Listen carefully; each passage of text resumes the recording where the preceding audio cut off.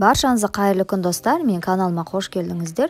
Бүгін сіздермен өте нәзік, осында кереметте тойымды салат әзірлейтін боламыз. Құрамы көп нәрседен тұрмайды, міндетті түрде әзірлеп көріңіздер. Видеома лайк басып, мені қолдап кетулеріңізді сұраймын. Ең алдымен огурцымызды, яғни қиярымызды соломка етіп, ұзынша етіп турап шығатын боламыз.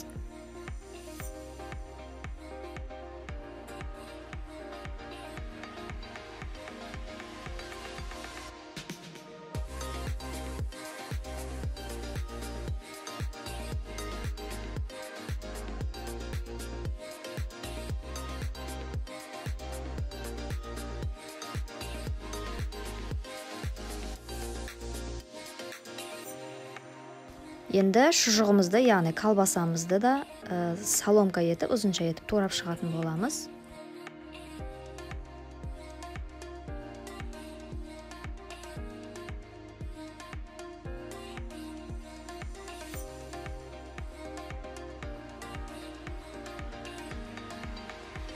Тарелкаға видеодағыдай етіп оформление жасасаңыздар болады, я болмаса үлкен шұңқыр ыдысқа салсаңыздар болады. Келесі бізде горох,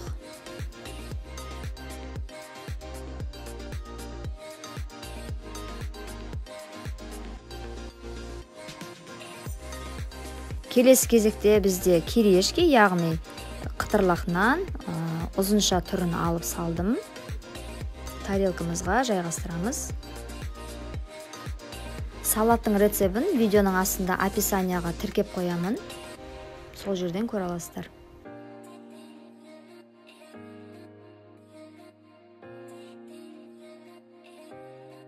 Міне біздің салатымыз дайын болды.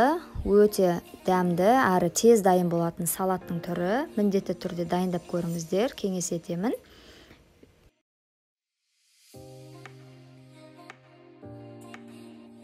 Енді осы салатымызды жақсылап араластыратын боламыз.